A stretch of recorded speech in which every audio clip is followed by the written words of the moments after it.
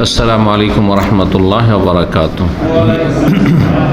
إن الحمد لله نحمده ونستعينه ونستغفره ونعوذ بالله من شرور أنفسنا ومن سيئات أعمالنا من يهده الله فلا مضل له ومن يضلل فلا هادي له وأشهد أن لا إله إلا الله وحده لا شريك له وأشهد أن محمدا عبده ورسوله صلى الله تعالى عليه وعلى آله وصحبه وسلم تسليما كثيرا أما بعد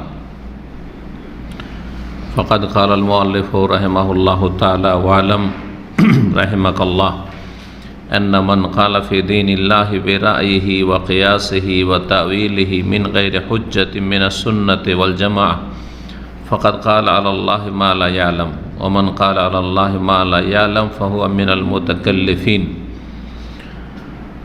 والحق ما جاء من عند الله والسنة سنة رسول الله والجماعة ما اجتمع عليه أصحاب رسول الله صلى الله عليه وسلم في خلافة أبي بكر وعمر وعثمان ومن اقتصر على سنة رسول الله صلى الله عليه وسلم ما كان عليه أصحابه الجماعة فلجأ على أهل البدع كلها واستراح بدنه وسلم له دينه إن شاء الله لأن رسول الله صلى الله عليه وسلم قال ستفترق أمتي وبين لنا رسول الله صلى الله عليه وسلم الناجي منها فقال ما كنت أنا عليه اليوم وأصحابي فهذا هو الشفاء والبيان والأمر الواضح والمنار المستنير إلى آخره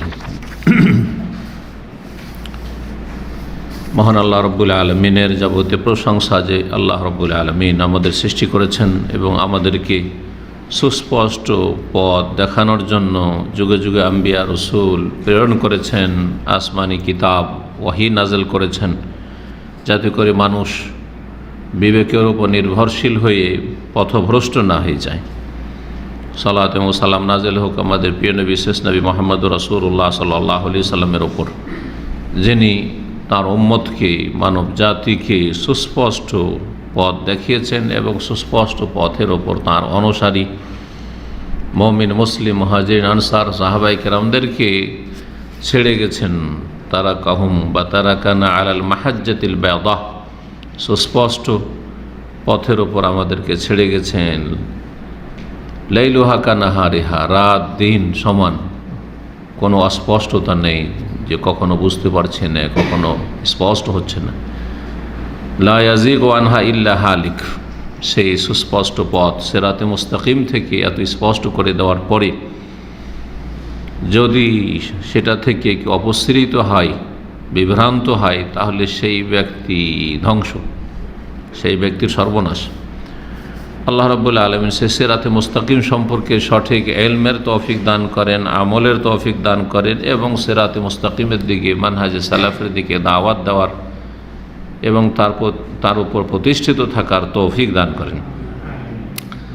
আমাদের ধারাবাহিক আলোচনা শারহুস সুন্নাহ কিতাব থেকে ইমাম আল বারবাহারি রহমতুল্লাহ আলাইহির আজকে পর্ব নম্বর 32, বিষয়বস্তু আহলে সুন্নাত ওয়াল জামাত সম্পর্কে। এবং আহলে সুন্নাত ওয়াল জামাত কাকে বলে আর কেমন করে চিনবেন আহলে সুন্নাতকে ওয়াল জামাকে, আর কারা আহলে বিদাত, এই বিষয়গুলি নিয়ে আলোচনা করেছেন। কতদিন পর্যন্ত এই উম্মত ফিতনা মুক্ত ছিল, তারপরে ফিতনার দ্বার খুলেছে, আর তারপরে মানুষ বিভক্ত হয়েছে ধর্মের নামে, ইসলামের নামে, আর কুপ্রবৃত্তির অনুসারী হয়েছে এক শ্রেণীর মানুষরা। তারপরেও সর্বদা একটি দল হকের ওপর বিজয়ী থাকবে, এই ভবিষ্যৎবাণীও করেছেন রাসূলুল্লাহ সাল্লাল্লাহু আলাইহি ওয়াসাল্লাম। তো দেখা যাক তিনি কি বলছেন শেখ ইমাম রাহিমাহুল্লাহ তাআলা, ওয়ালাম, আর জেনে রাখো পাঠক শ্রোতা, রাহিমাকাল্লাহ, তোমার প্রতি আল্লাহ রহম করুক, আন্না মান কালা ফি দীনিল্লাহি বিরাইহি ওয়া কিয়াসিহি ওয়া তাউইলিহি, কোনো ব্যক্তি যদি আল্লাহর দিন সম্পর্কে ব্যক্তিগত নিজের মতের ওপর নির্ভরশীল হয়ে কথা বলে, নিজের খেয়াল খুশি নিজের মতের ভিত্তিতে কথা বলে, যেটা তাকে ভালো লাগছে, আমার এটি মত, এটা আমার মনে হয় ঠিক, এই রকম করে যারা কথা বলে, নিজের মতের ওপর ভিত্তি করে যে কথা বলে, ওয়া কিয়াসিহি নিজের যুক্তিভিত্তিক কথা বলে, ওয়া তাউইলিহি নিজের যে ব্যাখ্যা, নিজের মগজ প্রসূত খেয়াল খুশি যেই ব্যাখ্যাটা সে বুঝছে, সে আপন বুঝকে প্রাধান্য দিয়ে, তাউইল মানে তাফসির, সালাফরা তাউইল তাফসির অর্থে ব্যবহার করতেন। পরবর্তীকালে তাউইল দের আরেকটি অর্থ রয়েছে উসুল ফিকহে, সেটা হচ্ছে যেটা স্পষ্ট কাছের অর্থ সেটা না নিয়ে অন্য অর্থ নেওয়া, বা যেটা অনেক সময় সেটা জায়েজ আর অনেক ক্ষেত্রে জায়েজ নয়, অপব্যাখ্যা।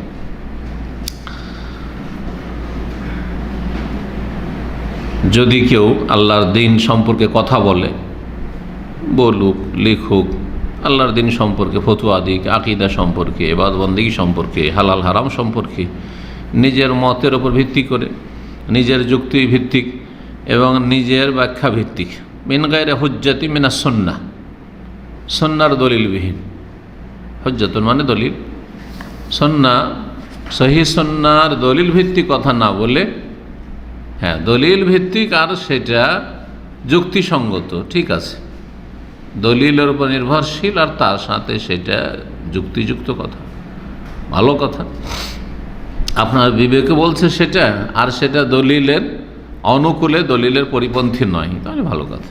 কিন্তু দলিল পরিপন্থী কথা যদি নিজের মতের ভিত্তি করে, নিজের যুক্তির উপর ভিত্তি করে নিজের যে ব্যাখ্যা বুঝছেন সেই ব্যাখ্যা করেন, আর দলিলকে ছেড়ে দেন এবং জামাতের অনুসরণ ছেড়ে দেন, জামাত যেই জামাতটিতে কোনো ইখতিলাফ ছিল না, যেই জামাতে কোনো রকমের দল উপদল পয়দা হয়নি, যেই জামাতটি হচ্ছে হকের মাপকাঠি কোরআন সুন্নাহর ওহীর পরে, সেটি হচ্ছে সাহাবায়ে কেরামদের জামাত, সেটি হচ্ছে সাহাবায়ে কেরাম রিজওয়ানুল্লাহি তাআলা আলাইহিম আজমাইনদের জামাত।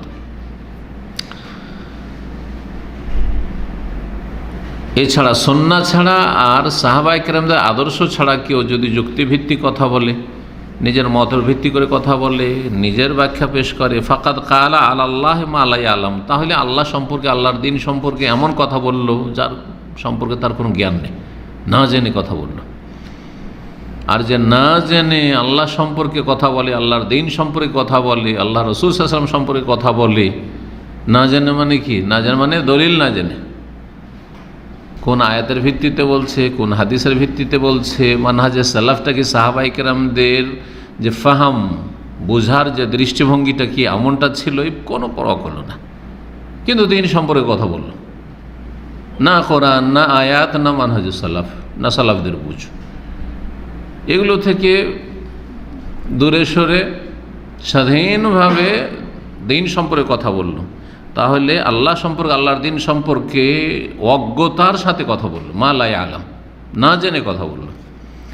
আর আল্লাহ সম্পর্কে, আল্লাহর দিন সম্পর্কে না জেনে কথা বলা এত বড় কাবিরা গুনাহ, যেটাকে আল্লাহ শিরকের সাথে সমতুল্য করে একই আয়াতে বর্ণনা করেছেন।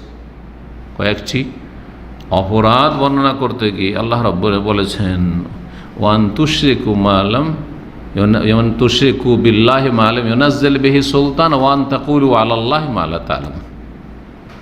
তার আগে আল্লাহ রাব্বুল আলামিন যে হারাম করেছেন, কুল ইন্নামা হারামা রাব্বি আল ফাওয়াহিশা আল বাগিয়া ওয়ান তুশরিকু বিল্লাহি মা লাম ইউনাজ্জিল বিহি সুলতানা ওয়ান তাকুলু আলাল্লাহি মা লা তা'লামুন। তাহলে চারটি গুনাহ নিচের দিক থেকে শুরু করেছেন। নিচের দিক মানে সাগিরা নয়, কাবিরা, সবগুলি কাবিরা, কিন্তু কাবিরার মধ্যে আকবরুল কাবায়েরের দিকে যাচ্ছে এই আয়াত। প্রথম কি বলছেন? ইন্নামা হারামা রাব্বি আল ফাওয়াহিশা মা যাহারা মিনহা মা বাতান ওয়াল বাগিয়া বিগাইরিল হক ওয়ান তুশরিক বিল্লাহ। তাহলে ফাওয়াহিশ, অশ্লীলতা, প্রকাশ্যে হোক গোপনে হোক আল্লাহ হারাম করেছেন। অশ্লীল কথা, কাজ, জেনা, ব্যভিচার, সমকামিতা, বিবস্ত্র বস্ত্রহীন হয়ে উলঙ্গ চলাফেরা করা, জীবনযাপন করা পশুর মতন,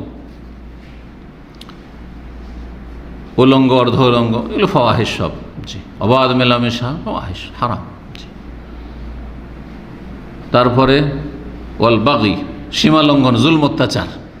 তাহলে অশ্লীলতার চাইতে বড় হচ্ছে জুলম অত্যাচার, কারণ অশ্লীলতাতে নিজের উপর জুলম করলো, নিজে পাপ করলো, কিন্তু অন্যের হক নষ্ট করলো না।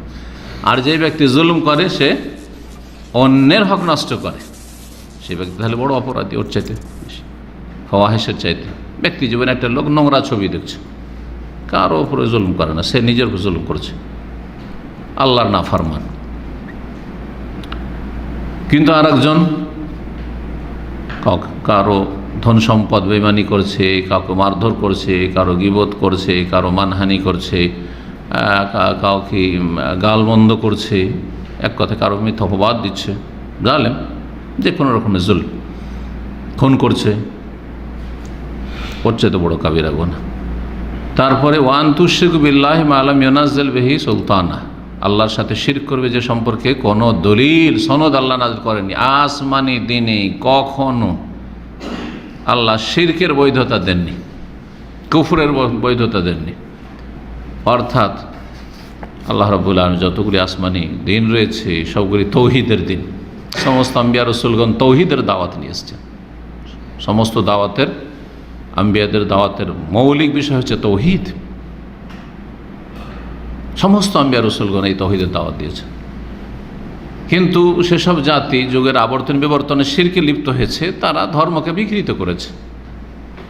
ইহুদি খ্রিস্টান শিরকে ডুবে গেছে, তারা যেহেতু তাদের দিনকে বিকৃত করেছে। নূহ আলাইহিস সালামের জাতি শিরক কুফরিতে লিপ্ত হয়েছে, ইব্রাহিম আলাইহিস সালাম, তারপরে বনি ইসরাঈলরা শিরকে লিপ্ত হয়েছে, নবী রাসূল বেঁচে আছেন, তারপরে বাছুর পূজা শুরু করেছে।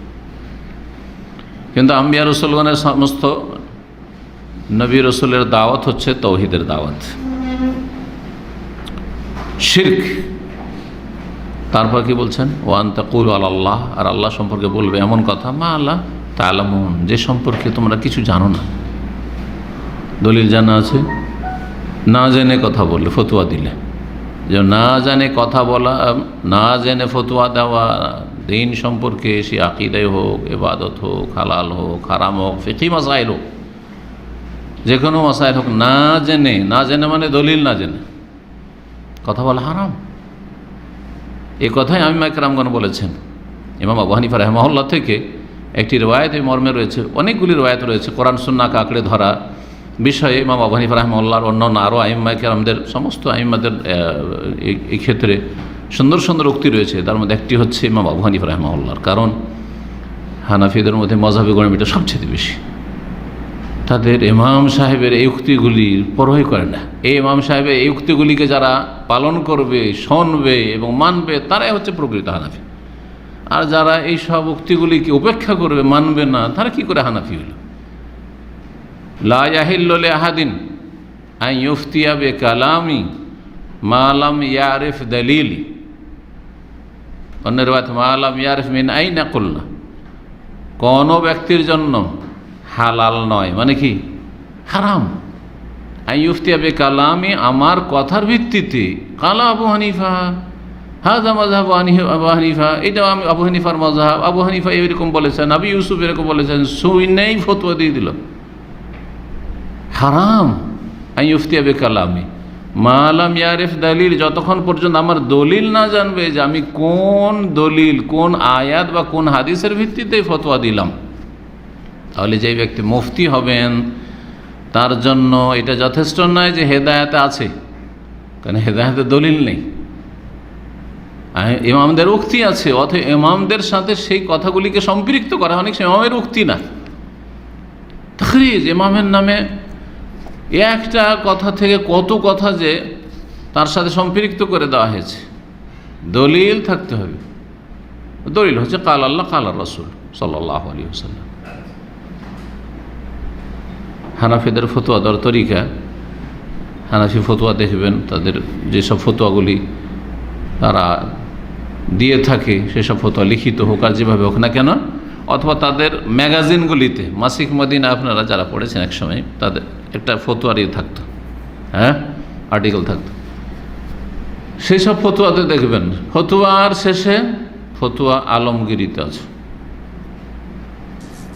কাজী খানে আছে, ফতোয়া কাজী খানে, ফতোয়া শামিয়াতে আছে, দুররে মুখতারে আছে, রাদ্দুল মুহতারে আছে, হেদায়াতে আছে, ওয়েকায়াতে আছে, যথেষ্ট নয়, জায়েজ নয়। রাহিমাহুল্লাহ বলছেন মিন আইনা কুলনা, তো এগুলো কথা, এইসব কিতাবগুলি তো দলিল নয়, এগুলো আয়াত আর হাদিস তো নয়। তাহলে বলতে হবে যে কোন আয়াতে আছে, কোন হাদিস আছে, আর তারপরে ফতোয়া দিতে হবে। এই জন্য মুফতি, আমাদের সমাজে যারা মুফতি টাইটেল নিয়ে থাকে তারা আসলে মুফতি নয়, তারা ফতোয়ার কিতাব থেকে ফতোয়ার নকল করে থাকে।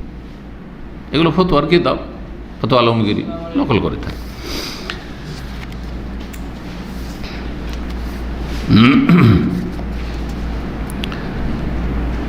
আল্লাহ সম্পর্কে না জানে তাহলে কথা বললো। ওমান কাল আল্লাহ আলাই আলম, আর যে আল্লাহ সম্পর্কে না জেনে কথা বললো, ফাহুয়া মিনা মুতাকাল্লিফিন, সেই ব্যক্তি হলো তাকাল্লুফকারীদের অন্তর্ভুক্ত। সেই ব্যক্তি গায়ের জোরে কথা বলল। তাকাল্লুফ মানে বানিয়ে কথা বলা, লৌকিকতা যেটাকে বলে। খাওয়া দাওয়ার ক্ষেত্রে তাকাল্লুফ, এই কথাটি ব্যবহার হয় উর্দুতে, আরবিতে ব্যবহার হয়। হ্যাঁ, বাংলার পণ্ডিতরা তাকাল্লুফকে কি বলবেন? একটা হচ্ছে লৌকিকতা, মানে একটু অসাধারণ করে দিয়েছেন। খাওয়া দাওয়া নর্মাল হচ্ছে, 3টা থাকবে, 3টা আইটেম থাকবে, এটা নর্মাল। 1টা থেকে নিয়ে 3টা থাকবে, 4টা 5টা চলো, তাও চলতে পারে। কিন্তু যখন 8টা 10টা পার হয়ে চলে গেছে আইটেম, হ্যাঁ, বাঙালি জাতির ভর্তাই 10-20টা, বোঝা গেছে না? আর তারপরে মাছ 2-3 রকম, গোশত কয়েক রকম, হ্যাঁ, তো এটা হচ্ছে তাকাল্লুফ। জি, তাকাল্লুফ করা ভালো কাজ নয়। তাকাল্লুফ করা অপছন্দনীয় কাজ, কমপক্ষে অপচয় করা। জি, মাহাদার, যা উপস্থিত আছে তাই খাবেন, তাই খাওয়াবেন। জি, নবী সাল্লাল্লাহু আলাইহি ওয়াসাল্লাম, সাহাবায়ে কেরাম, এটি আদর্শ ছিল। যা উপস্থিত আছে তা নিয়ে বসে গেলেন মেহমানকে। মেহমান আছে, সুতরাং 8-10 রকম কমপক্ষে হইতে হবে, না হলে বেইজ্জতি হয়ে যাবে। তাকাল্লুফ এগুলো। ওমা আনা মিনাল মুতাকাল্লিফিন, আল্লাহ কোরআনে কারীমে বলছেন নবী সাল্লাল্লাহু আলাইহি ওয়াসাল্লামকে, নবী বলো যে আমি তাকাল্লুফকারী নই, আমি লৌকিকতাকারী নই, যে অসাধারণ কিছু করব, হ্যাঁ, এটা স্বাভাবিক নাই, এরকমটা নয়। তো যেই ব্যক্তি দলিল ছাড়া কথা বললো, আল্লাহর দিন সম্পর্কে না জেনে কথা বললো, আর যে না জেনে কথা বললো আল্লাহ সম্পর্কে, আল্লাহর দিন সম্পর্কে, সেই ব্যক্তি তাকাল্লুফ করলো। যার বলার যোগ্যতা নেই সেই ব্যক্তি বলল, তাকাল্লুফ। ওয়াল হাক্কু মা জা মিন ইনদিল্লাহ, আর হক সত্য হচ্ছে যেটা আল্লাহর পক্ষ থেকে এসেছে। আল্লাহর পক্ষ থেকে ওয়াহি এসেছে, আর ওয়াহি 2 রকম, ওয়াহি মাতলু, তেলাওয়াত কৃত ওয়াহি কোরআনে কারীম, আর ওয়াহি গায়র মাতলু, যেটি তেলাওয়াত হয় না, মুতাআব্বাদ বিত তেলাওয়াত নয়, যার তেলাওয়াত ইবাদত নয়। হাদিসের তেলাওয়াত ইবাদত নয়, হাদিস পড়ছেন, অর্থ বুঝছেন, সওয়াব নাকি, কিন্তু কোরআনে কারীমের অক্ষর অক্ষরে যে সওয়াব রয়েছে, ইবাদত, এরকম হাদিস নয়। এটা হচ্ছে পার্থক্য কোরআন এবং হাদিসে। তো সেটাও ওয়াহি, কোরআনে কারীমের ভাষাও ওয়াহি, আর অর্থ ওয়াহি। আর হাদিসের ভাষা ওয়াহি নয়, কিন্তু যেটি ভাব অর্থ, মূল বিষয়বস্তু, সেটা হচ্ছে ওয়াহি। হক সত্য মা জা মিন ইনদিল্লাহ, যেটি আল্লাহর পক্ষ থেকে এসেছে। ওয়াসুন্নাত, সুন্নাত রাসূলিল্লাহ, আর সুন্নাহ আদর্শ হচ্ছে রাসূলুল্লাহ সাল্লাল্লাহু আলাইহি ওয়াসাল্লাম আদর্শ হচ্ছে রাসূলুল্লাহ সাল্লাল্লাহু আলাইহি ওয়াসাল্লামের আদর্শ। খালি সুন্নাত বলে দিলে হবে না, আসলে সেটি স্বীকৃত হইতে হবে, প্রমাণিত হইতে হবে। ওয়াল জামাত, তাহলে সুন্নাত যখন রাসূলুল্লাহ সাল্লাল্লাহু আলাইহি ওয়াসাল্লাম সুন্নাত, তাহলে আহলে সুন্নাত যখন কাউকে বলবেন, তার মানে যারা রাসূলুল্লাহ সাল্লাল্লাহু আলাইহি ওয়াসাল্লামের আদর্শের অনুসারী। আহল মানে ওয়ালা, আহল মানে ওয়ালা, বিশিষ্ট। তাহলে সুন্নতওয়ালা, সুন্নতওয়ালা, যারা সুন্নতের অনুসারী। আর সুন্নত মানে রাসূলুল্লাহ সাল্লাল্লাহু আলাইহি ওয়াসাল্লাম আদর্শ, সুন্নাত রাসূলিল্লাহ, রাসূলুল্লাহ সাল্লাল্লাহু আলাইহি ওয়াসাল্লামের আদর্শের যারা অনুসারী। আর যেটা সহিহ সনদে প্রমাণিত সুন্নাত, সেটাই হচ্ছে সুন্নাত। যার সনদ সূত্র জয়ীফ, জাল, আপত্তিকর, সেটা অথেন্টিক নয়, সেটা নির্ভরযোগ্য নয়, সুতরাং সেটি সুন্নাত নয়। আর অধিকাংশ বিদআত নির্ভরশীল হচ্ছে জাল জয়ীফ হাদিসের ওপর। বিদআত বিভিন্ন কারণে মুসলিম সমাজে ছড়িয়েছে, তার মধ্যে একটি হচ্ছে জয়ীফ জালের ছড়াছড়ি। বিদআতীদের কাছেও জয়ীফ জাল আছে, তাদের কাছে সহিহ আর জয়ীফের কোনো পার্থক্য নেই। হাদিস। জি, একবার দার্স দিচ্ছিলেন হারামের চত্বরে, উর্দু ভাষায়। আমাদের বাঙালি একজন শেখ ছিলেন, কেউ নাম শুনেছেন? আবু উমর ফজলুল হক, আবু উমর ফজলুল হক রাহিমাহুল্লাহ। ওনার বাড়ি মক্কায় গিয়েছি, আজিয়াদে বাড়ি ছিল। ওনার দুটো ছেলে মদিনা ইউনিভার্সিটিতে পড়তো আমাদের যুগে। তো ওনার ছেলেদের সাথে ওনার বাড়ি গেছি, হজ মৌসুমে গেছি, এমনি ওমরার সময়। হারামে গেলে দেখা সাক্ষাৎ করলে চলো আমাদের বাড়ি গেছি। উনি ইন্তেকালের পরে ওই চারে এখন ডক্টর ওসিউল্লাহ আব্বাস হাফেজাহুল্লাহ তাআলা দর্স দিচ্ছেন অনেক বছর ধরে। ওনার ইন্তেকাল অনেক দিন হয়ে গেল, তারপর থেকে পারমিশন পেয়েছেন ডক্টর ওসিউল্লাহ আব্বাস হাফেজাহুল্লাহ। তো আবু উমর ফজলুল হক সাহেব খুব শক্ত ছিলেন সুন্নতের ওপর, এবং বেদাতের বিরুদ্ধে খুব সোচ্চার, খুব শক্ত ভাষায় বলতেন, খুবই শক্ত। অত শক্ত ভাষায় কখনো আমরা বলিনি। তারপর আমাদের কথা অনেকে শক্ত লাগে, কারণ অভ্যাস নেই, তো অভ্যাস নেই, মরিচা লেগে আছে তো, যার ফলে। তো উনি কোন হাদিসকে বলেছেন জয়ীফ। তো ওনার দার্সে বসতো ইন্ডিয়ান, পাকিস্তানি, উর্দু ভাষীরা বসতো। বাঙালি কিন্তু যেহেতু উর্দু মেজরিটি হয়, সেই জন্য উর্দু ভাষায় উনি দার্স দিতেন। কেউ পার্সোনাল বাংলায় কেউ জিজ্ঞেস করলে উত্তর দিতেন উনি। মুর্শিদাবাদের লোক ছিলেন উনি, সৌদি নাগরিক হয়ে গেছিলেন। তিনজন আমাদের পশ্চিমবঙ্গ থেকে মদিনা ইউনিভার্সিটির খোলার পরে মদিনা ইউনিভার্সিটি খোলার পরে তারা মদিনা ইউনিভার্সিটিতে চান্স পেয়েছিলেন। তিনজনেই সৌদি আরবে ন্যাশনালিটি পেয়ে এই দেশে থেকে গেছেন। দুইজন মক্কায় আর একজন মদিনায়। জানেন আপনারা? তাদের একজনের ছেলেকে আপনারা দেখেছেন এখানে ইসলামিক সেন্টারে অনেকবার আমার কাছে এসেছে এবং আমার অনুষ্ঠানে এসেছে। বশির আল মাসুমি, বশির মাসুমি। তারা অনেকগুলি বাংলায় বই আছে, নামকরণ ইসলামী পদ্ধতি, ইংলিশে সিরিজ আছে তারবিয়া ইসলাম, ইসলামী এডুকেশন, অনেক বই। তারপরে প্রচলিত ভুল, প্রচলিত ভুল, এই বইগুলি আছে। রাহিমাহুল্লাহ উনি গত বছর মারা গেছেন। বশির মাসুমি গত বছর মারা গেছেন। তো ওনার আব্বা ছিলেন হুমায়ুন কবির, উনি একজন মাদানী। আর আবু উমর ফজল হক উনি একজন মাদানী, দুইজন মক্কায় থেকে গেছেন। আর একজন মদিনায় ছিলেন, ওনার নাম ছিল শেখ মোহাম্মদ নসরতুল্লাহ, শেখ মোহাম্মদ নসরতুল্লাহ সদাগর। বাংলা একটা উপাধি আছে না, সদাগর আছে না? যেমন ভূঁইয়া আছে, চৌধুরী আছে, এরকম সদাগরও আছে। জি, সদাগর। তো উনি সৌদি হওয়ার পরে ওনার ফ্যামিলি নেমে লিখতেন সাদাকার, সদাগর, সাদাকার। তো সবচেয়ে বেশি ওনার বাড়ি গেছে, কারণ মদিনা হাররা সারকিয়াতে ওই যে বাকি আছে, বাকির পরে এদিকে পূর্ব দিকে ওনার বাড়ি ছিল। আর ফজর নামাজ প্রতিদিন হারামে পড়তেন। উনি বলতেন যে ফজরে আসলে আমার সাথে দেখা করে, আমি বাবু সালাম দিয়ে বের হই। আগে থেকে এসে থাকতেন ফজরে, শুধু ফজরে আসতেন। আর বাকি এমনি সময় আসলে সরাসরি আমার বাড়ি চলে আসবে। তো ওনার সব বইলেই রেখেছিলেন যে আমার বাড়ি আসবে মাঝে মাঝে। তো ওনার বাড়ি অহরহ যেতাম, আর অনেক খেয়েছি ওনার বাড়িতে দুপুরে। উনি শুধু আমার সাথে বাংলা বলতেন। দুঃখের বিষয় যে উনি ছেলেদেরকে, ওনার 8-10টা ছেলে, একটা ছেলে একটা অক্ষর বাংলা শেখাননি। তো উনি আমার সাথে বাংলায় গল্প করতেন, আর ছেলেরা সব ফ্যাল করে চেয়ে থাকতো। ওনাদের সাথে আমি কথা বলতাম তখন আরবি, এদিকে আরবি বলছি ছেলেদের সাথে, ওইদিকে ওর বাপের সাথে বাংলা বলছি, একসাথে 2 গিয়ার আমাকে চালাতে হচ্ছে। একসাথে দুটো ভাষা বলা কিন্তু খুব জটিল, মানে খুব কষ্ট লাগে।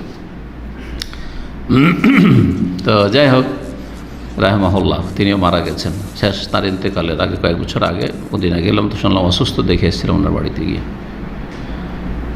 এই 3 জন থেকে গেছেন ছেলেরা তার এখানেই। জি, তো কি বলতে গিয়ে বললাম, হ্যাঁ হাদিস জয়ীফ। উনি বলছেন যে এ হাদিস জয়ীফ হ্যাঁ। তখন এক পাকিস্তানি বুড়া থরথর করে কাঁপতে রাগে কাঁপছে।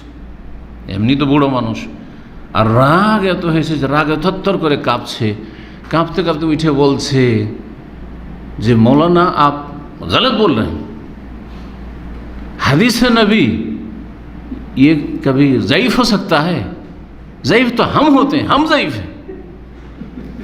उर्दू तो ज़ईफ़ माने कि बूढ़ो दुर्बल, ज़ईफ़ हो गया है, बूढ़ो है ज़ईफ़ है, ज़ईफ़ आदमी है।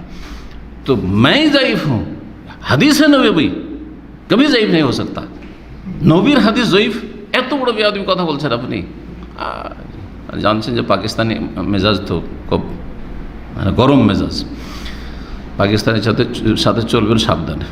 দামামের একটা দুর্ঘটনা বলছি, বাঙালি দুষ্টামি করেছে, হ্যাঁ কিছু ইচুড়া পাকা বাঙালি আছে, তো এই দুষ্টামি করেছে এই কোম্পানিতে, এখানেই এই ফার্স্ট সানায়াতে অনেক বছর আগে, 15 বছর হয়ে গেল। দুষ্টামি করে শুধু ওকে জ্বালায়, রাগায়, আর যে রাগে তাকে রাগায় মানুষ, কিন্তু একটা বদ অভ্যাস মানুষের, যে রাগে তাকে রাখবে, না রাখলে কিছু বলবেন না, ভেউ ভেউ করে 2-4 বার বলে চুপ হয়ে যাবে। তো ওকে রাগায় 2-1 বার ওয়ার্নিং দিয়েছে, দেখো আমার মেজাজ গরম, তুমি ওকে রাগাবে না, আবার রাগায় ওকে।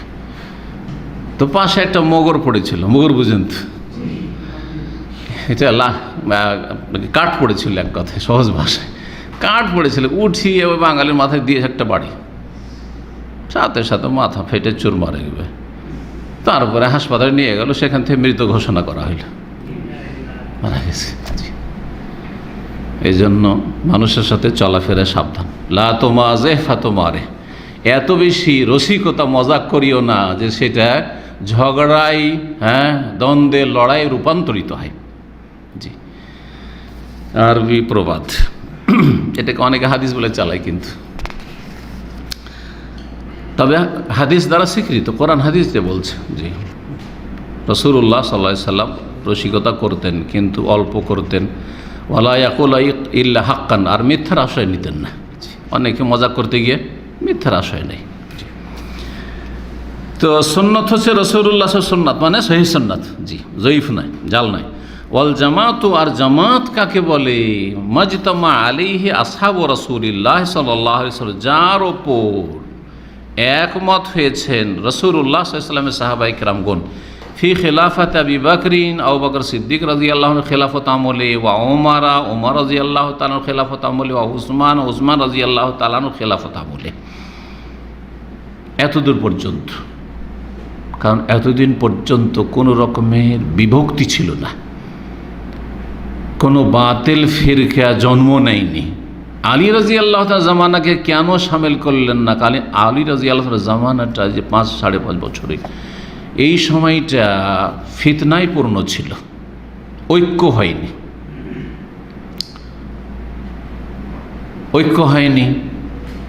আর সাবাই ইহুদি, যে আব্দুল্লাহ বিন সাবার দল, যারা মুনাফিক ছিল, তার আত্মগোপন করেছিল মুসলিম সমাজে, আর ভিতরে থেকে ইসলামকে ধ্বংস করার জন্য চেষ্টা চালাচ্ছিল।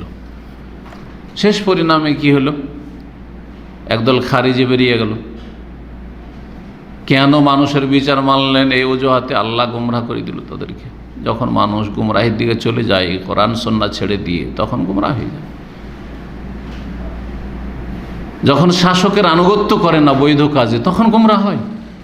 আলী রাদিয়াল্লাহু তাআলা যদি তার আনুগত্য করতো, যে আলী আমাদের খলিফায়ে রাশেদ তিনি, সুতরাং তিনি যে সমঝোতায় গিয়েছেন মুআবিয়া রাদিয়াল্লাহু তাআলার সাথে, সেটা ঠিক করেছেন, আমরা আনুগত্য করি, সামি'না ওয়া আতা'না, ইনিল হুকমা ইল্লা লিল্লাহ, হুকুম চলবে আল্লাহর, মানুষের কেন তাহকিম মানলেন? সুতরাং দল থেকে বেরিয়ে গেল ফাসুমুল খাওয়ারিজ, একটা খাওয়ারিজ দল বেরিয়ে গেল। একদল তারা মুনাফিক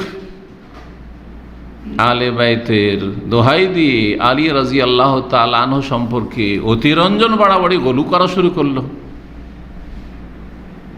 তাদের নাম হয়ে গেল রাওয়াফিজ। হ্যাঁ, তাদের নাম হয়ে গেল রাওয়াফিজ। খাওয়ারিজ আর রাওয়াফিজ দুটো ফিরকা বেরোলো। সেই জন্য আলী রাদিয়াল্লাহু তাআলার যুগের কথা বলা হয়নি। তো রাসূলুল্লাহ সাল্লাল্লাহু আলাইহি ওয়াসাল্লামের সাহাবায়ে কেরামগণ এই যুগটাই, যেই ঈমান ইসলামের ওপর, যেই আকীদা মানহাজের ওপর একমত ছিলেন, সেই জামাতের অনুসরণ করাই হচ্ছে জামাত।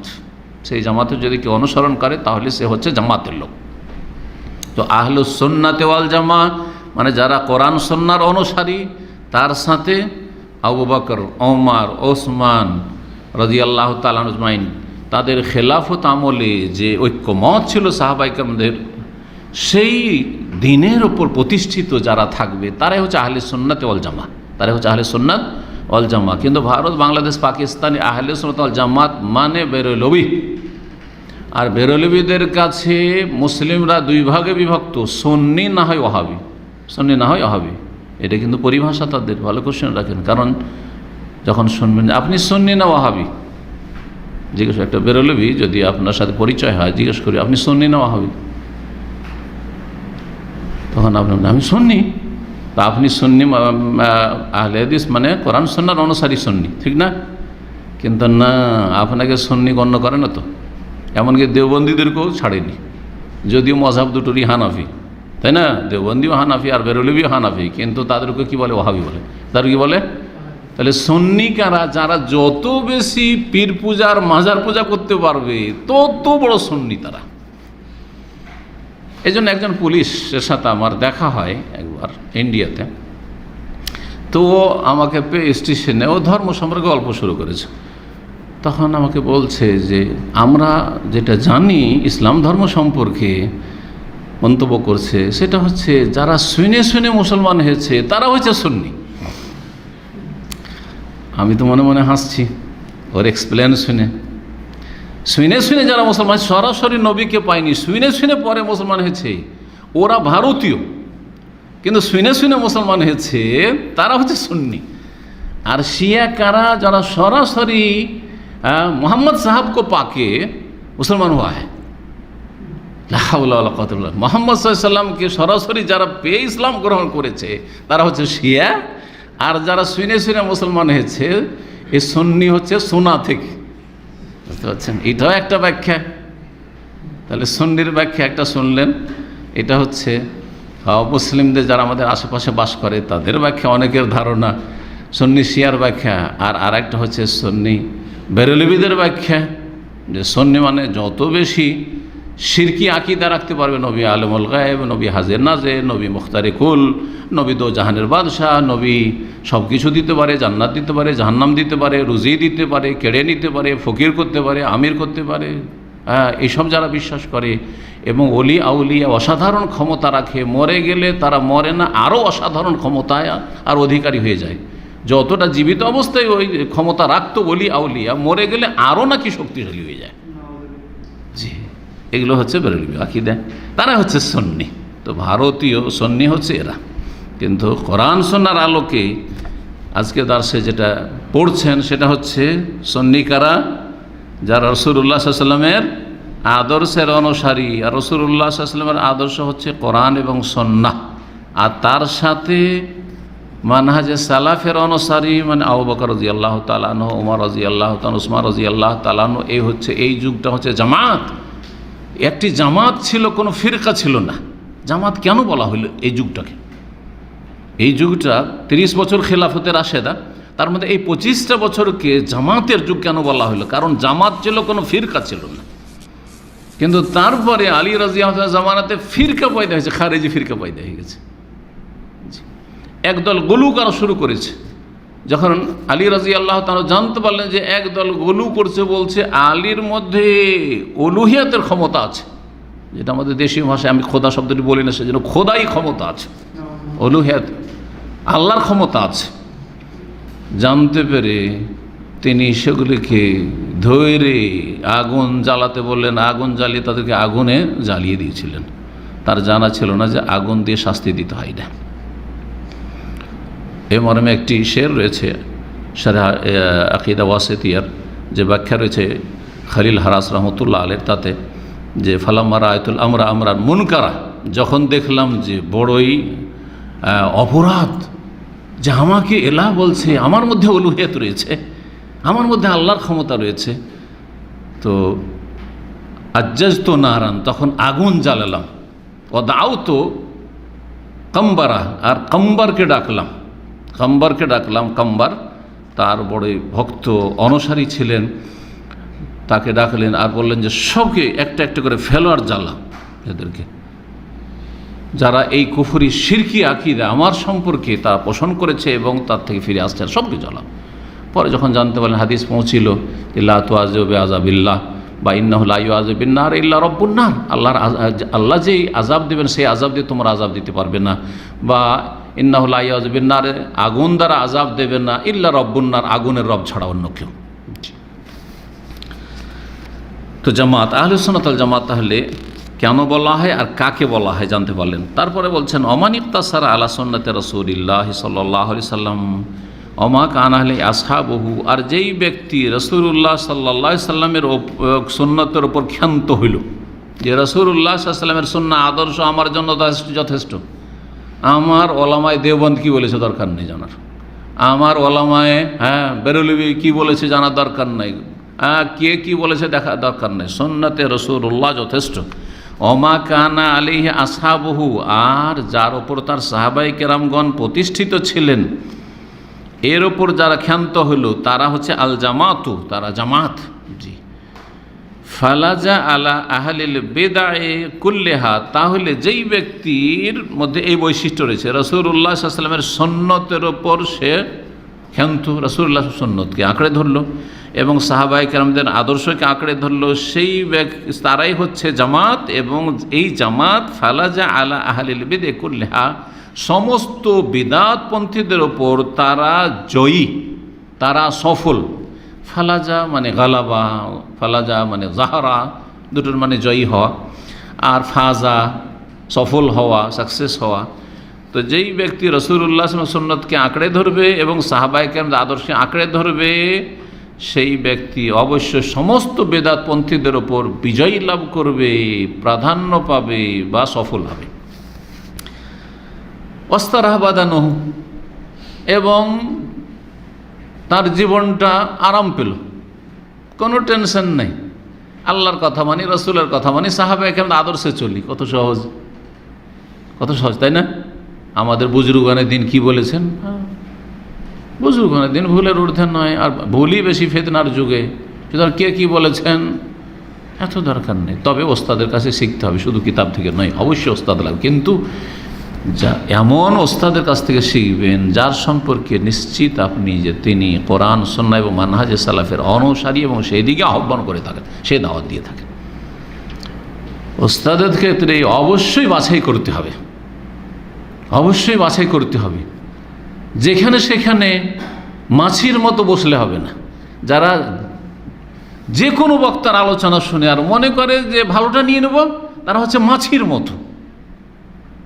মাছি খাবার দাবার থাকলেও বসে যায়, আবার পায়খানা থাকলেও বসে যায়, ময়লা আবর্জনা তো বসে যায়, বড় ময়লা আবর্জনা যেখানে বেশি গন্ধ সেখানে আরও বেশি ভ্যান ভ্যান করে মাছি বসে, তাই না?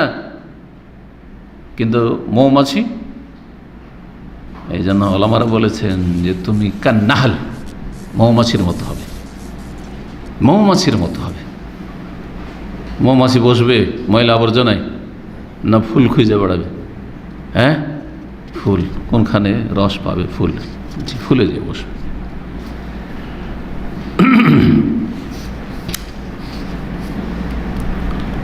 তাহলে মানসিক শান্তি সত্যি, যারা সালাফি, যারা আহলুল হাদিস, যারা কোরআন সুন্নাহর অনুসারী, মানহাজে সালাফের অনুসারী, শান্তি আর শান্তি। আলহামদুলিল্লাহ, কোরআনে কারিমে আছে আমরা দলিল, হাদিসে সহিহ হাদিস আছে, এবং সাহাবায়ে কেরামদের যুগে এইরকম ইসলাম ছিল। সুতরাং আমাকে আর খোঁজাখুঁজি করার দরকার নাই। মিলাদ করলে খোঁজাখুঁজি করতে হয় যে কোত্থেকে প্রমাণ করব, এই তো 500-600 বছর পর তৈরি হলো, তাহলে কীভাবে প্রমাণ করব? নেই নিয়ত পড়া, নেই সম্মিলিত মোনাজাত, নেই সহজ। সাহাবায়ে কেরামদের যুগে যেটা ছিল সেইটা করব, সহজ। ওয়াস্তারহাবাদানহু, তার শরীর আরাম পেয়ে গেল, শরীর আরাম পেলে মানসিক আরাম। ওয়াসালেম আলাহু দীনহু, এবং তার দিন সহি সালামত নিরাপদ থাকলো ইনশাআল্লাহ, আল্লাহ চাইলে। লিয়ান্না রাসূলুল্লাহ কাল, কারণ রাসূলুল্লাহ সাল্লাল্লাহু আলাইহি ওয়াসাল্লাম সতর্ক সাবধান করেছেন বিচ্ছিন্নতা থেকে, বিভক্তি থেকে। কি বলেছেন? সাতাফতারিক উম্মতি, শীঘ্রই আমার উম্মত বিভক্ত হবে, শীঘ্রই আমার উম্মত ফিরকায় ফিরকায় বন্টন হয়ে যাবে, বিভক্ত হয়ে যাবে। সুতরাং বিভক্তিতে গেলাম না, যতদিন পর্যন্ত ইজতেমা ছিল ততদিন পর্যন্ত যে দিনটা ছিল ওই দিনটাকে গ্রহণ করলাম। ওবাইয়ালানা রাসূলুল্লাহ সাল্লাল্লাহু আলাইহি ওয়াসাল্লাম নাজি মিনহা, আর রাসূলুল্লাহ সাল্লাল্লাহু আলাইহি ওয়াসাল্লাম বর্ণনা করে দিয়েছেন যে এই যে বিভক্তি থেকে তাফারুক থেকে কে মুক্তি পাবে, নাজাত পাবে, তার লক্ষণ সম্পর্কে মা আনা আলাইহিল ইয়ম ওয়া আসহাবি। রাসূলুল্লাহ সাল্লাল্লাহু আলাইহি ওয়াসাল্লাম যখন বললেন যে ইহুদিরা ৭১ ভাগে বিভক্ত হয়েছে, খ্রিস্টানরা ৭২ দলে বিভক্ত হয়েছে, ওয়াসাতাফতারিকু উম্মতি আলা সালাসিন ওয়া সাবিনা ফিরকা, আমার উম্মত ৭৩ দলে বিভক্ত হবে, কুল্লুহা ফিন্নার বা কুল্লুহুম ফিন্নার, দুই রকম রয়েছে, সবগুলি জাহান্নামে যাবে ইল্লা ওয়াহিদা, একটি ছাড়া। তো ওই একটি দল যেটি জান্নাতি ফিরকায়ে নাজিয়া, নাজাতপ্রাপ্ত দল, সাহায্যপ্রাপ্ত দল, সেটি কি বলেছেন? মা আনা আলাইহিল ইয়ম, আজকে আমি যেই দিনের উপর আছি, যে আদর্শের উপর আছি, সুন্নাহ হয়ে গেল। ও আসহাবি, এবং আমার সাহাবাই কেরামরা যেই দিনের ওপর আছে থাকবে। হ্যাঁ, কারণ আল্লাহ তাদেরকে সার্টিফিকেট দিয়েছেন রাদিয়াল্লাহু আনহু ওয়া রাদু আনহু, তারা হচ্ছে জামাত। তা সুন্নাত এবং জামাতের উপর যারা থাকবে, নাম বলে দেননি, যারা আমার আদর্শের উপর থাকবে এবং আমার সাহাবায়ে কেরামদের আদর্শের উপর থাকবে, যে সাহাবায়ে কেরামদের আয়ের দল হচ্ছে জামাত, তাদের মধ্যে ইজতিমা রয়েছে, ইফতিরাক নেই, বিচ্ছিন্নতা নেই। তাই নবী সাল্লাল্লাহু আলাইহি ওয়াসাল্লাম বর্ণনা করতে গিয়ে বলেছেন মা কুনতু আনা আলাইহিল ইয়ম, যার উপর আমি আছি, ওয়া আসহাবি, এবং আমার সাহাবায়ে কেরাম যার উপর আছেন বা থাকবেন। ফাহাযা হুয়া শিফা, এটি হচ্ছে সুচিকিৎসা, এটি হচ্ছে আসল চিকিৎসা। অল বায়ান, এবং সুস্পষ্ট বর্ণনা, অল আমরুল ওয়াজেহ, এবং স্পষ্ট বিষয়, অল মানারুল মুস্তানির, এবং আলোকময় মেনারা, যেখানে কোনো রকমের অস্পষ্টতা নেই, বিভ্রান্তি নেই। ওয়াকাল রাসূলুল্লাহ সাল্লাল্লাহু আলাইহি ওয়াসাল্লাম, রাসূলুল্লাহ সাল্লাল্লাহু বলেছেন ইয়াকুম ওয়াত তাআম্মুক, তোমরা কোনো কিছুর ক্ষেত্রে বেশি গভীরে চলে যেও না, মানে যেখানে ইসলাম যায়নি বা যেতে বলেনি এত ভিতরে চলে যেও না, অর্থাৎ বাড়াবাড়ি করা। ওয়া ইয়াকুম ওয়াত তানাত্তু, এবং তোমরা সাবধান সতর্ক থাকবে, নিজেকে বাঁচিয়ে রাখবে অতিরঞ্জন বাড়াবাড়ি থেকে, তানাত্তু। ওয়া আলাইকুম বিদীনিকুম আল আতীক, এবং তোমরা আঁকড়ে ধরবে আল আতীক, প্রাচীন দিনকে, প্রাচীন দিন আতীক। ওয়ালিয়াত্তাওয়াফু বিল বাইতিল আতীক, আল্লাহ রাব্বুল সূরা হজে বলেছেন তারা যেন তওয়াফ করে প্রাচীনতম ঘরে। তো আল আতীকের মানে প্রাচীন হয়ে থাকে, এটিও হয়। আতীক মানে সবচেয়ে সুন্দর হয় আতীক। এই জন্য যে একটা দাস ছিল, গোলাম ছিল, যখন আজাদ করা হয় তখন সেটাকে বলে ওতেকা, আজাদ করে স্বাধীন করে দেওয়া হয়েছে।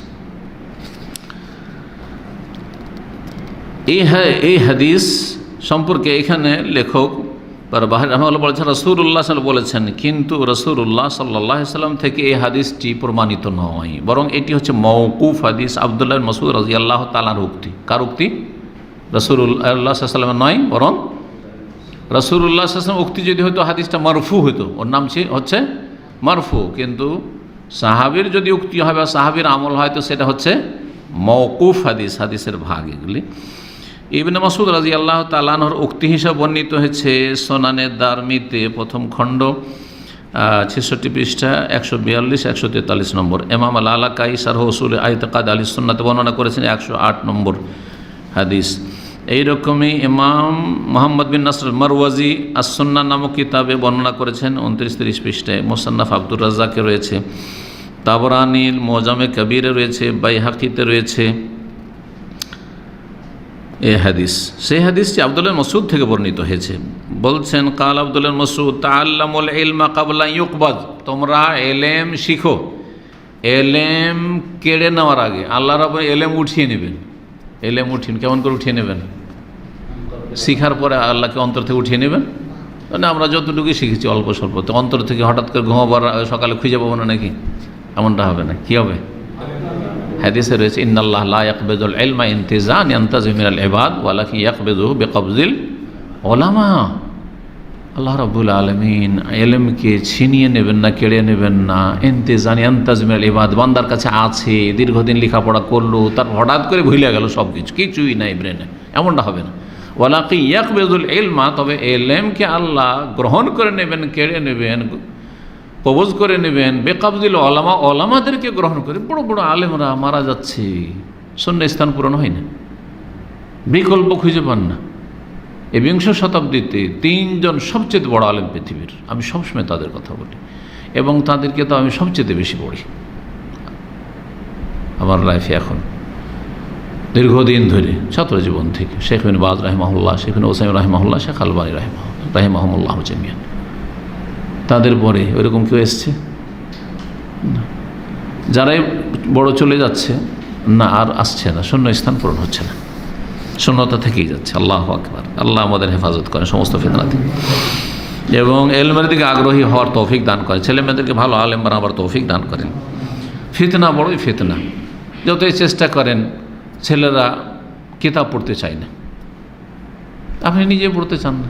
কতক্ষণ কিতাবকে সময় দিচ্ছেন, কতক্ষণ কোরআনকে সময় দিচ্ছেন, কতক্ষণ হাদিসকে সময় দিচ্ছেন, কতক্ষণ মোবাইলকে সময় দিচ্ছেন, নিজেই হিসাব করেন। তা আপনি যদি এটা করেন তো আপনার ছেলের কাছে কী আশা করতে পারেন আপনি? হ্যাঁ, যারা আরও ফিতনার দিকে চলে যাচ্ছে, আর ফিতনার উপর ফিতনা আসছে। বড় একটি ফিতনায় সোশ্যাল মিডিয়া, ইন্টারনেট ফ্যাসিলিটি আর স্মার্টফোন, বড় একটি ফিতনা। আল্লাহ মুস্তান। কোনো ব্যক্তি মনে হয় জবাব দিতে পারবে ইল্লা মাশাআল্লাহ, যে দিনে তুমি 5 ঘন্টা মিনিমাম, এটা তো 5 ঘন্টা কম বললাম, 5 ঘন্টা তুমি মোবাইলকে সময় দিচ্ছ, সোশ্যাল মিডিয়া সময় দিচ্ছ, আধা ঘন্টা প্রতিদিন কোরআনে কারীমকে সময় দিয়েছো, তেলাওয়াত তাদাব্বুর সময় দিয়েছো। কি জবাব দেবেন আপনি? কি জবাব দেবেন? কোনো জবাব নেই আপনার কাছে। তাহলে আপনার ছেলের কি জবাব দেবে? এলিম কোত্থেকে হাসিল হবে? এক সময় আমরা লাইব্রেরিতে বসতাম, উপায় ছিল না, লাইব্রেরিতে বসে কিতাব পড়া ছাড়া উপায় ছিল না। এখন অনেকেই কি সুবিধাবাদী, অল্প মেহনতে তাড়াতাড়ি পেয়ে গেলাম, এই দিলাম গুগল শেখকে হুকুম করলাম যে তুমি এই মশলাটা খুঁজে দাও, গুগল শেখ খুঁজে দিয়ে দিলাম সামনে, কয়েক সেকেন্ড মধ্যে, 1 মিনিটও লাগলো না। তো গুগল শেখ থাকতে ও কিতাব শেখে কেন? বুখারী, মুসলিম, আবু দাউদ, নাসাই, কোন কিতাব আছে, হাদিস নম্বর কত, হাওয়ালা, রেফারেন্স, দরকারটা কি? যার ফলে কিতাব থেকে সম্পর্কহীন হয়ে যাচ্ছে। মজার কথা মনে পড়ে গেল, কলকাতায় কনফারেন্স ছিল অনেক বছর আগে, 10-12 বছর আগে, আর সেখানে উর্দু বক্তাও ছিলেন আর বাংলা বক্তাও ছিলেন। নাম বলবো না যাতে গীবত না হয়। তো উর্দু বক্তা আগে বক্তব্য করে নিয়েছে ওই বিষয়ের ওপর, আর ওই উর্দু বক্তা ওই গুগল শেখ থেকে ওইখান থেকে ম্যাটেরিয়াল নিয়েছে, আর বাংলার বক্তা ওই গুগল শেখের ওখান থেকে ওই বক্তব্যটা নিয়েছে, একদম সেম মিলে গেছে। কিন্তু নিজে থেকে যদি প্রস্তুতি নেওয়া হয়তো, আয়াত কালেকশন করলাম, হাদিস কালেকশন, কখনো মিল হবে না। আমি আমার লাইব্রেরিতে বসে আমার মতো করে তৈরি করলাম একটা বক্তব্য, পয়েন্ট টু পয়েন্ট, আর আপনি আপনার মতো করে করলেন, আর একজন শেখ আরেকজন, কখনো মিল হবে না। কিছু না কিছু তো পার্থক্য থাকবে, পয়েন্টে পার্থক্য থাকবে, দলিলে পার্থক্য থাকবে না। কিন্তু গুগল শেখে আপনিও অনুরোধ করলেন আর তিনিও অনুরোধ করলেন, তাহলে একই তো রেজাল্ট আসবে, ঠিক না? আগেই বলে নিয়েছে বেচারা, যখন বলা হয়েছে এ তো বিব্রত অবস্থায়, তাহলে আমি কি করব? নিরুপায়, আর তো কোনো ম্যাটেরিয়ালও নাই হঠাৎ করে, তো সেটাই তো বলতে হবে। বাংলাতে আবার ওইটা কি একটু ইদিক ওদিক করে বলো, লোকে কিন্তু বুঝে গেল। যেসব আলেমরা ওখানে গিয়েছিলেন তাদের 2-1 আলেম আমাকে বলছে যে যেই বক্তব্যটা উর্দুতে শুনলাম, প্রায় ওই বক্তব্যটাই বাংলাতে শুনলাম। কথা বুঝতে পেরেছেন? বাস্তব সত্য কথা। মাত্র 10 বছর আগের কথা। হয়তো আমাকে ডেকেছিল, আমি যেতে পারিনি। আমাদের এক ভাই যিনি দায়িত্বে ছিলেন উনি যোগাযোগ করেছিলেন। তো যাই হোক, আল্লাহুল মুস্তাআন।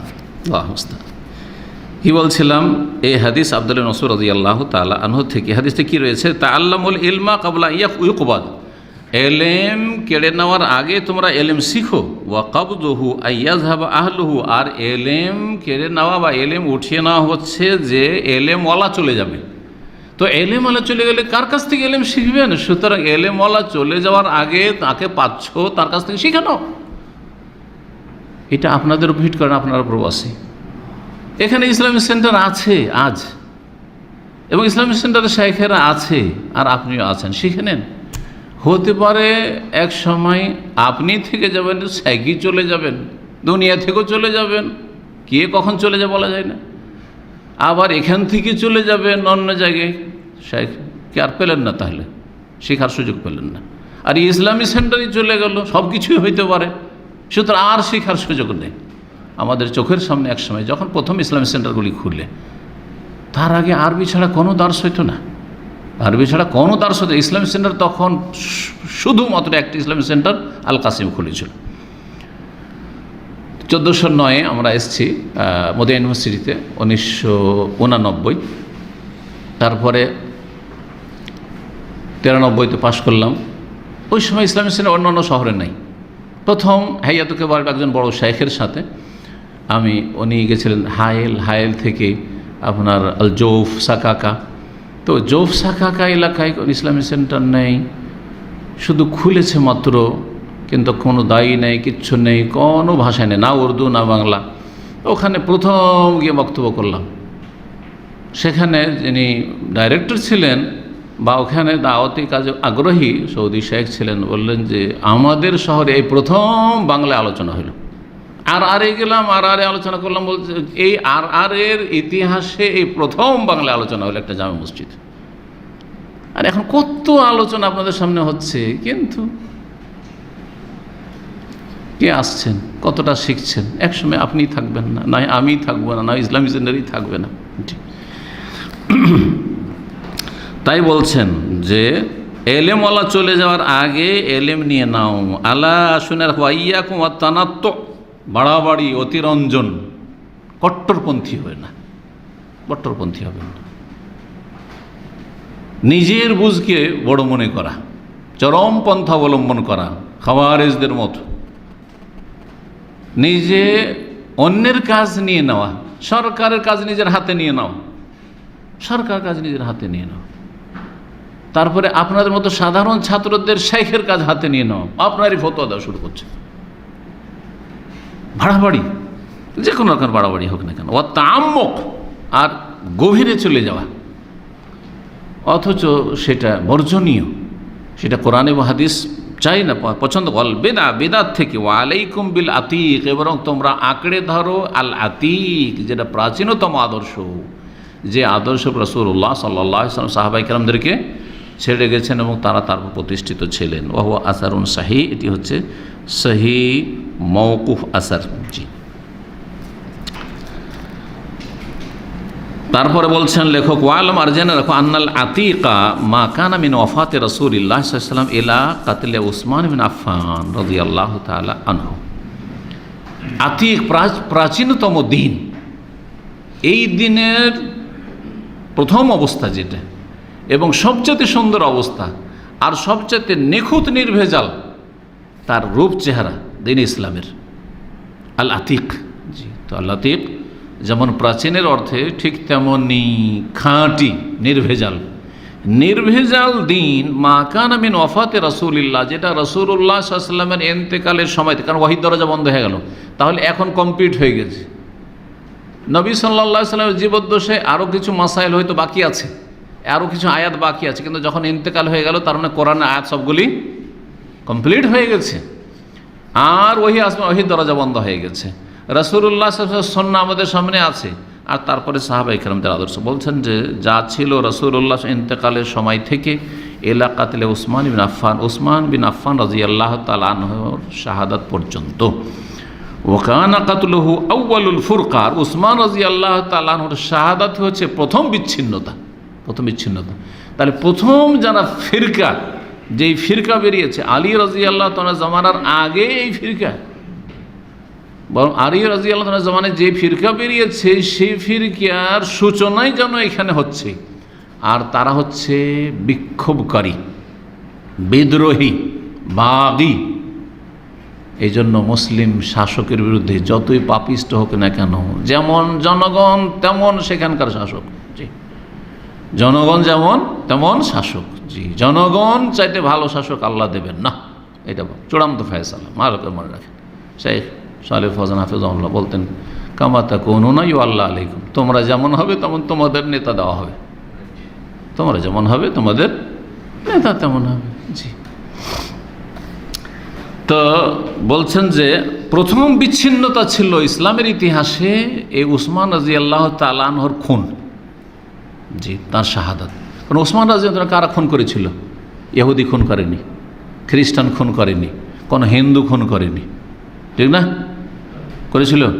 কোনো অমুসলিম খুন করেছিল? কারা খুন করেছিল?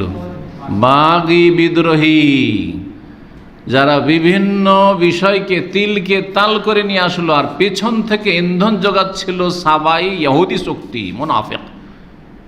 সাবা আব্দুল বিন সাবা দেখলো যে ইসলামকে তো আর থামা গেল না, ইসলাম তো গোটা জাজিরা আরব উপদ্বীপে ছড়িয়ে পড়লো, এমনকি ইয়ামানও, সব জায়গায় ইসলাম আর ইসলাম। তাহলে এখন ইসলামকে ধ্বংস করতে হলে কি হইতে হবে?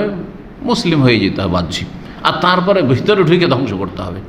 তো এইভাবে ইসলামকে ধ্বংস করেছিল।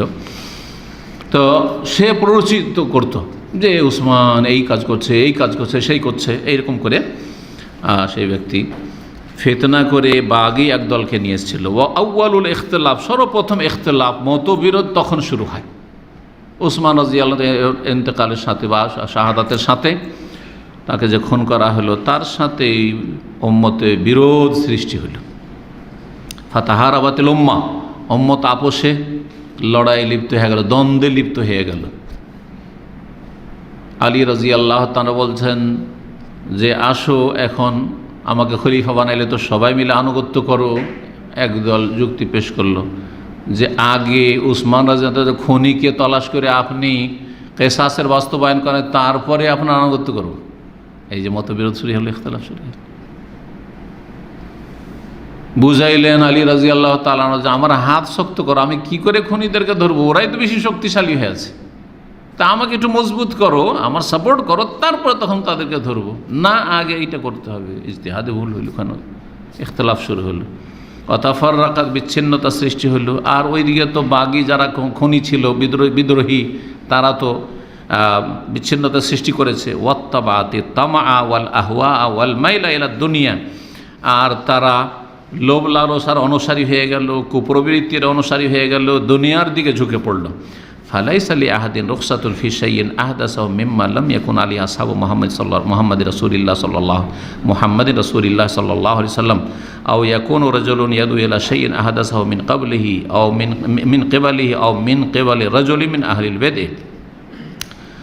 বলছেন যে সুতরাং ফালাইসা লি আহাদিন রুখসা, কারো জন্য ছাড় নেই, ফি শাইইন আহদাসাহু, কোনো বিষয় সম্পর্কে যেটা নব আবিষ্কৃত, যেটাকে নতুন আবিষ্কার করেছে ধর্মের নামে কোনো নতুন চালু করেছে, আর সেই ক্ষেত্রে ছাড় আছে যে ঠিক আছে ধর্মের নামে নতুন যখন চালু হয়েছে কাজটা তো ভালো, করলে অসুবিধা কি? বেদাতিরা তো এটাই কথা বলে না, বেদাতে হাসানা মানে কি কাজটা মন্দ। আমি কি কবিরা গুনাহ করছি? বলে না, জেনা করছি নাকি? আমি তো নিয়তটা পড়ছি, এখানে নিয়তটা হিসাবে নামাজটা পড়লাম, তো ভালোই তো করলাম। হ্যাঁ, তারপরে আমরা সব পাপি তাপি, একে একে দোয়া করব, হয়তো আল্লাহ কবুল করবেন না, সেই জন্য সব মিলে দোয়া করছি। আর আমাদের মধ্যে সবচেয়ে বেশি নেক ইমাম সাহেব, তো ইমাম সাহেব দোয়া করছেন, আমরা ওনার দোয়াতে আমিন আমিন বলছি। কোন মন্দ কাজ করছি, কোন কাবিরা গুনাহ করে দিলাম? যুক্তি নাই, যুক্তিতে মুক্তি খুঁজেছে, জাহান্নামের পথে চলে গেছে, ওহিতে মুক্তি খুঁজেনি। তো বলছেন যে কারো জন্য এইরকম কোনো ছাড় নেই, ফিশাইন, এমন কোনো বিষয়, আহদাসাহু, যেটাকে নতুন আবিষ্কার করেছে, মিম্মা লাম ইয়াকুন আলাইহি আসহাবু মুহাম্মাদিন রাসূলুল্লাহ সাল্লাল্লাহু আলাইহি সাল্লাম, মুহাম্মদ রাসূলুল্লাহ সাল্লাল্লাহু আলাইহি সাল্লামের সাহাবায়ে কেরামগণ যেই আদর্শের উপর ছিলেন না বা যে আমলের উপর ছিলেন না, তারা আমল করেননি। আপনি কেন করবেন? ভালো বিদাত আর মন্দ বিদাত নেই, সবগুলি বিদাত মন্দ বিদাত, কুল্লু বিদাতিন দালালা, সবগুলি গোমরাহি। আও ইয়াকুনু রাজুলুন ইয়াদু ইলা শাইইন, অথবা কোনো ব্যক্তি কোনো একটি মতাদর্শের দিকে আহ্বান করছে, আহদাসাহু মিন কিবালি, সেটা নিজের পক্ষ থেকে আবিষ্কার করেছে, ধর্মের নামে আবিষ্কার করেছে, আর সেটা চালু করে সে সেদিকে আহ্বান করছে। আও মিন কিবালি রাজুলিন মিন আহলিল বিদআহ, অথবা কোনো বেদাতির পক্ষ থেকে সেদিকে আহ্বান করা হচ্ছে, হয় নিজেই সেটাকে আবিষ্কার করেছে অথবা অন্য কেউ আবিষ্কার করেছে আর সেদিকে আহ্বান করছে, সর্ব অবস্থায় বেদাত। যেমন মিলাদ প্রথম যারা আবিষ্কার করেছে শিয়ারা, মিশরে প্রথম, আর তারপরে এর আগে হচ্ছে বিদাতিরা, তারা সেদিকে আহ্বান করেছে, শাসকরা সাথ দিয়েছে, ফাসেক পাপিষ্ট শাসক জাহেল মূর্খ শাসকরা সাথ দিয়েছে বিদাতি মোল্লাদের, শিয়া রাফেজি মোল্লাদের, তো তারাও বেদাত করেছে। আর বর্তমান যুগে যারা এই মিলাদুন্নবী করছে তারা আবিষ্কার করেনি, চলে আসছে কয়েকশো বছর ধরে, হ্যাঁ, কিন্তু সেদিকে আহ্বান করছে, সেটাও বিদাত, সেটাও বিদাত। যেই ব্যক্তি নিজে আবিষ্কার করলো না, অন্য কেউ আবিষ্কার করেছে, কিন্তু সেই বেদাতটা চালু রাখলো, ফাহুয়া কামান আহাদা, সে তার মতোই যে আবিষ্কার করেছে, তার মতোই সে বেদাতি। তার মতো বেদাতি হওয়ার দিক থেকে, পাপের দিক থেকে প্রথম ব্যক্তি সবচেয়ে বেশি পাপী। যত বেদাত হইতে থাকবে এক ভাগ করে সে পেতে থাকবে, যত পাপের কাজ হইতে থাকে প্রথম ব্যক্তি যে সেই পাপ চালু করেছে সেই পাপে একটা করে অংশ পাবে, জানা আছে না? এই জন্য যত খুন হইতে থাকে প্রথম খুনি কাবিল, হাবিলকে যে খুন করেছিল, লিয়ান্নাহু আউয়ালু মান সান্নাল কাতলা, এক ভাগ তার ভাগে আসতেই থাকবে খুনের পাপ সমান সমান। একজন খুনি, ওই খুনির এক ভাগ চলে গেল ওই কাবিলের আমল নামাতে। কত খুন পৃথিবীতে হচ্ছে, প্রতিদিন কত শত হচ্ছে, সব এক ভাগ করে কাবিলের উপর চড়ছে। কাবিলের আযাব বাড়তি আছে, জাহান্নামের আযাব বাড়তি আছে। কেন? যেহেতু আউয়ালু মান সান্নাল কাতলা, সে প্রথম এই খুন শুরু করেছিল, খুনের সূচনা করেছিল। তো এইরকমই যে বেদাতের সূচনা করেছে, যে কোনো বেদাত এলাকাতে ছিল না, হয়তো বেদাত অন্য এলাকায় ছিল, কিন্তু একজন বেদাতি আসলো, অনেক কিন্তু বেরেলভি মাদ্রাসা থেকে ভারত থেকে পড়ে এলো, আর পড়ে আসার পর বাংলাদেশে বেদাত চালু করলো। যেন আমাদের এলাকায় প্রথম একটি বেদাত দেখে, যে বেদাত বেরেলভিরও জানতো না, সেটা হচ্ছে কবরে আজান দেওয়া। কবরে আজান দেওয়া আশ্চর্য। আমি তখন দাওরায়ে হাদিসে 18-19 বছর বয়স পড়ি। ওই সময় আহলে হাদিস মাদ্রাসায় পড়ি। একজন শিক্ষিত মাস্টার ছিলেন, হেডমাস্টার, যেহেতু জেনারেল শিক্ষিত, বেরেলভি বংশধর, কিন্তু সে জীবনেও দেখেনি, আর একটু ইসলামিক বই পুস্তক লেখাপড়া করে, একটু ছিল মানে উদারপন্থী, সুতরাং অন্ধ বেরেলি ছিল না। ওই এলাকায় এক মোল্লা এসছে দূর থেকেও, এই ইউপি পড়ে এসছে, হ্যাঁ, বেরেলভি মাদ্রাসা। আর আসার পরে একটা জানাজা ছিল গ্রামে, যেমনই জানাজা নামানো হয়েছে কবরে, তেমনই আজান দেওয়া শুরু করেছে। জোরে যেমন মসজিদে সালাতের আজান, ওইরকম আজান দেওয়া শুরু করেছে। গ্রামবাসী তো সব অবাক, মূর্খরা, কিন্তু মূর্খরা তো কিছু বলতে পারছে না। তো ওই মাস্টার সাহেব বললেন যে, মৌলানা সাহেব আপনি যে আজান দিলেন এটা কোথায় আছে? বলছে সব হাদিসের কিতাব আছে, বুখারীতে আছে। ও তো অবাক, ও মাস্টার সাহেব হেডমাস্টার একটা হাই স্কুলে, বলছে বুখারীতে আছে, তাই একটু যাচাই করা দরকার। তো তাহলে আপনি থাকেন, একটা মাদ্রাসা আছে, ওখান থেকে 2-1 আলেম নিয়ে আসছি। তারপরে এসেছে, আসার পরে সেখান থেকে আলেম নিয়ে যাবে। তো একজন আমাদের ওস্তাদ বেরোলেন, আর বলছে 2 ছাত্র নিন সাথে, আপনার সহযোগী হবে, আর কিতাব 2-4টা বেঁধে নেন। তো ওই একবার মোনাজারা বহাসের জন্য বুখারী, মুসলিম, তিরমিজি কয়েকটা হাদিসের কিতাব, তখন ওগুলো তো ভারী ভারী কিতাব ওই দেশে, পুরো কিতাব উঠিয়ে নিয়ে আমরা গেলাম 20-25 কিলোমিটার। ওই দিকে যেমনই শুনতে পেয়েছে ও, যে ওই দিকে আলেম নিয়ে আসার জন্য গিয়েছে, একবারে সেখান থেকে উধাও। আরে দেখো দেখো দেখো, কোথায় আছে কোথায় আছে, নাই, চলে গেছে, পালিয়ে গেছো। মসজিদে গিয়ে বসলাম, তারপরে হাদিসগুলি পড়ে পড়ে আমাদের ওস্তাদ শোনাইলো, ব্যাখ্যা করলেন উনি, আর তারপরে আমরা তার সাথে থাকলাম। গ্রামবাসী বেরেলভি হইল, আমাদের কথা মেনে নিল, অথচ আমরা তাদের কাছে লামাযহাবী ওয়াহাবী। বুঝতে পেরেছেন? তাহলে এই এলাকায় জীবনেও কোনোদিন আজানুল কবর ছিল না, কবরের আজান চালু করলো সেই ব্যক্তি। তাহলে সেই এলাকায় যত পাপ হইতে থাকবে, এই বেদাতের এক ভাগ করে বেদাতি মোল্লা পেতে থাকবে। জি, ফামান জামা যালিকা আও ক্বালা বিহি ফাকাদ রাদ্দা সুন্নাহ। সুতরাং কেউ যদি এই ধারণা রাখে যে কোনো নতুন কাজ ধর্মের নামে করা যাবে, অথবা সেই বেদাতি কথা বলে, প্রচার প্রসার করে, ফাকাদ রাদ্দা সুন্নাহ, সে সুন্নতকে খণ্ডন করলো, রিজেক্ট করে দিল।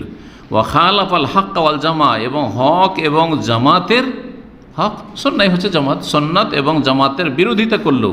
ওয়া আবাহাল বিদআ, আর বিদআত সমূহকে সে মুবাহ জায়েজ মনে করলো। ওয়া হুয়া আদাররু আলাল উম্মাতি মিন ইবলিস, এবং সেই ব্যক্তি ইবলিসের চাইতেও এই উম্মতের জন্য বেশি ভয়ঙ্কর, ক্ষতি সাধনকারী।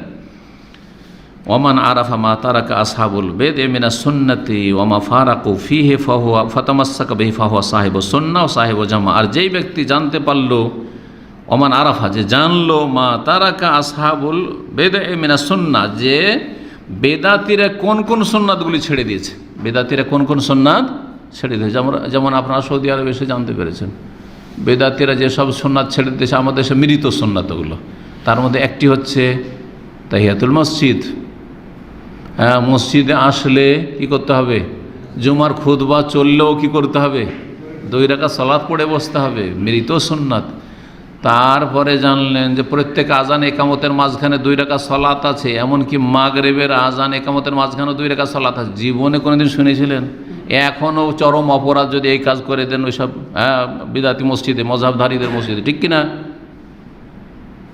চরম অন্যায় করে দিন না। আজানের সাথে সাথে মাগরিব আবার সময় থাকেনি, সাথে সাথে এইদিকে আজান শেষ, ওইদিকে একামত শেষ। বুঝছেন কত সুন্নতের খেলাফ কাজ। তো জানতে পারলেন যে এগুলি হচ্ছে কি মৃত সুন্নাত। এই সুন্নতগুলোকে ছেড়ে দিয়েছে বেদাতিরা, ওমা ফারাকু আলাইহি, এবং এগুলো থেকে তার বিচ্ছিন্ন হয়ে গেছে।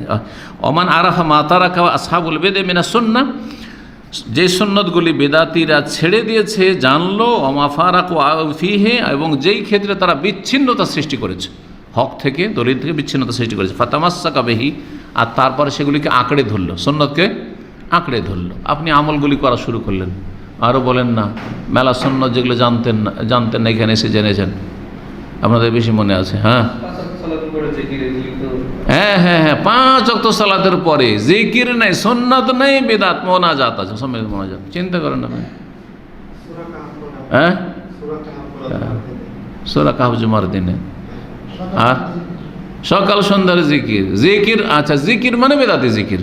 দেশে জিকির শুনলেই বেদাতি জিকির। হ্যাঁ, লা ইলাহা ইল্লাল্লাহ মুহাম্মদুর রাসূলুল্লাহর জিকির একবারে, আর না হইলে ইল্লাল্লাহর জিকির, না হয় আল্লাহর জিকির, না হয় হুর জিকির, সম্মিলিত জিকির। জিকির আবার একই হয়, মহব্বতের সাথে জিকির করেন। আপনাদের বড় বড় বক্তা আল্লামা একটু মহব্বতের সাথে জিকির করেন, মহব্বতের সাথে দুরূদ শরীফ পড়েন।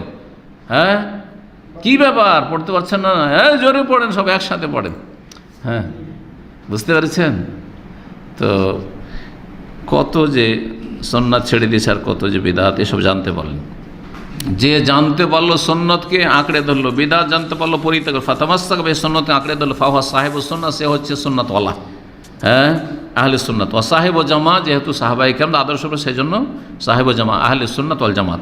ও হাকিকুন আইয়ুত্তাবা, সুতরাং উচিত হবে যেই ব্যক্তি সুন্নতের অনুসারী তার অনুসরণ করা, ওয়াইয়ুআনা, তার সাহায্য সহযোগিতা করা, সার্বিক যে যতটা পারেন সার্বিক সহযোগিতা করবেন পরস্পর।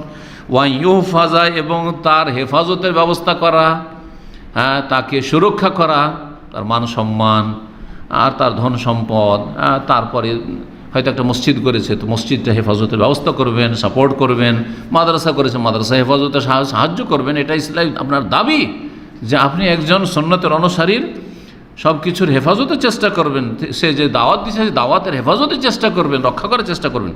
ওয়াহুয়া মিম্মান আওসা বিহি রাসূলুল্লাহ সাল্লাল্লাহু আলাইহি ওয়াসাল্লাম, আর এটি এমন একটি বিষয় যে বিষয়ে রাসূলুল্লাহ সাল্লাল্লাহু আলাইহি ওয়াসাল্লামের ওসিয়ত রয়েছে। কি ওসিয়ত রয়েছে, উপদেশ রয়েছে? আলাইকুম বিল জামাত, তোমরা জামাতকে আঁকড়ে ধরবে। আর জামাত হচ্ছে জামাতুস সাহাবা, যেই যুগে কোনো ইখতিলাফ ছিল না। জামাত মানে আসল জামাত হচ্ছে সাহাবায়ে কেরামদের জামাত।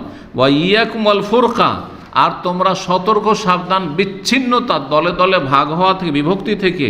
ফাইন্না শায়তান মাল ওয়াহিদি ওয়া হুয়া মিনাল ইসনাইনি আবাদ, কারণ শয়তান একজনের সাথে থাকতে পারে, আর দুইজন থেকে শয়তান বেশি দূরে পালায়। এখানে 2 জন আছে আর এখানে 1 জন, তো শয়তান একজনের কাছে আসবে, 2 জন থেকে পালাবে।